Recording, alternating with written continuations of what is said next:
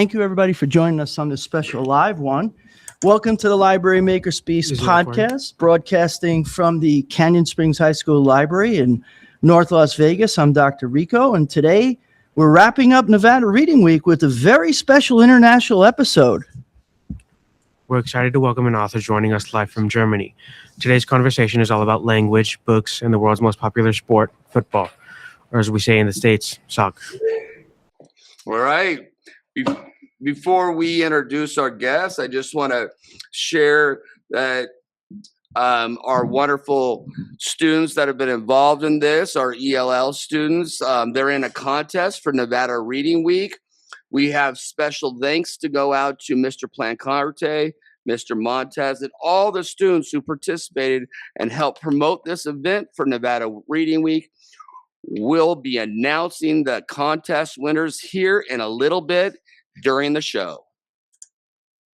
We also invited students to submit questions for our guests. A few of those questions will receive special prizes, so listen for those announcements later in the episode as well. Our guest today is Kirsten Waechter, a business English trainer and materials writer who has been teaching since the late 1990s. She focuses on business communication, English for specific purposes, and intercultural courses. She's also passionate about soccer and football. She's the author of The Beautiful Game, English for Football or Soccer, a book that helps players, coaches, staff, and fans communicate about football or soccer in English. With the 2026 FIFA World Cup coming up, it's the perfect time to talk about sports, language, and global culture. Thank you, everyone, for tuning in live here through Google Meet and clicking that link in your calendar. Before we begin, please note during the morning announcements next week, we'll have a mystery reader contest every day. So guess the mystery reader and win a prize.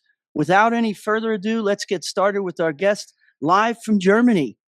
Mrs. Waechter, thank you for joining us at Canyon Springs today. Could you start by telling our listeners a little bit about yourself and the work that you do? Okay, first of all, thank you very much for having me. So Phil and I have been working, for years now on the book, promoting the book, on the podcast and everything. And when he told me about the Nevada Reading Week, I was like, oh, cool. That's a really nice thing to do, to encourage reading.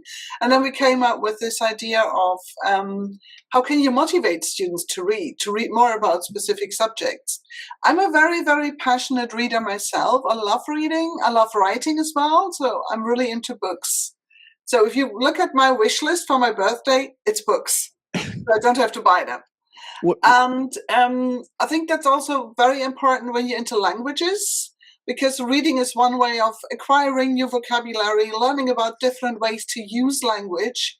So to keep up with my own English development, I read books from all over the place, different registers of English and everything. And I also love writing books. So that's basically what I do.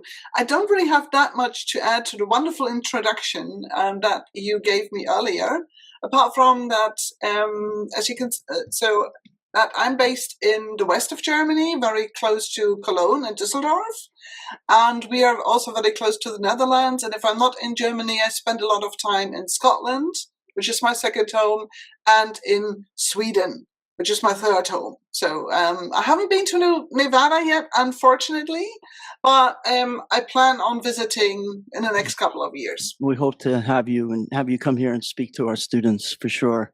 Thank you. Thank you. What are some soccer phrases or terms that non-native English speakers or people whose first language is not English find hard to understand? I think a lot about tactics. Tactics are very specific, but I think it's also a lot about special abbreviations. So, for example, we talk about a stato. Everyone goes like, what do you mean? Well, a stato is a statistician. And if you listen to the word statistician, you get any idea where this is abbreviated, even by native speakers of English, to stato, because it's really, really difficult to pronounce. So I think we have a lot of these abbreviations, especially in British English, which is like the mother language of soccer, if you want to, and also specific idioms. So when we talk about, what do we mean when we talk about the long ball, for example? or when you're palming away a ball or something like this, or what the goalkeeper does with the big gloves. So I think that's something that's really difficult because it's idiomatic. It's a specific register that you don't learn at school. And that was my history as well, that I could talk about football in German for ages, but I had to learn really the hard way to talk about football or soccer in English.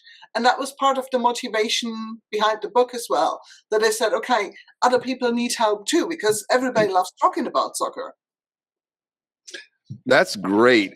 I want to just chime in here as a former, not current, but former soccer player. I played in high school, college, so I know exactly what you're talking about. When I talk to other athletes and soccer players, I'll say, switch the field, or man on, or, spread, or, check back. All of these terminologies you wouldn't understand if you didn't play the game. But communication is probably the most important in the game of soccer. That's how you win games and be successful in games. And so, with that said, how are you inspired to make that combination between language learning of sports and then ensuring that students made that connection? Because you're making the connection with sports and then academics, which is extremely important. Okay.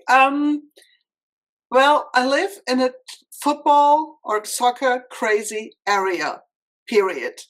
So my hometown has a club in what we call second division.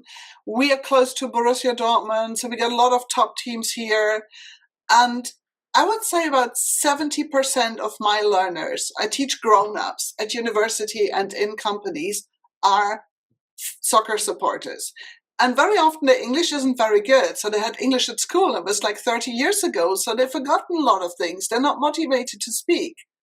And I had one class every Monday morning, having English lessons on Monday morning. I walked into the class and the first thing we discussed was, how did Borussia Dortmund play? And suddenly they started talking. The game was good, the game was awful, and so on, because it motivated them. And I think that's really the key. That's the connection. That if people want to learn a language, they need to speak, and they need to speak about something they're passionate about.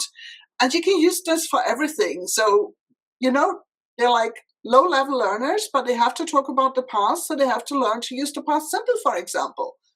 And when you give them the football vocabulary, they start doing this. And that's basically where the connection comes in and where the motivation comes in. And then people see, I can talk about this, I can talk about that. And then they grow confident, and then they start, I want to be able to talk about this. What can I say here? And I think that's really where the switch happens in the brain. Yeah, I love that answer. You're making that great connection. If you don't love to read, how do you motivate it? Well, you tie in sports or something that they enjoy and they want to learn, and then that tie-in is created. Excellent. Thank you.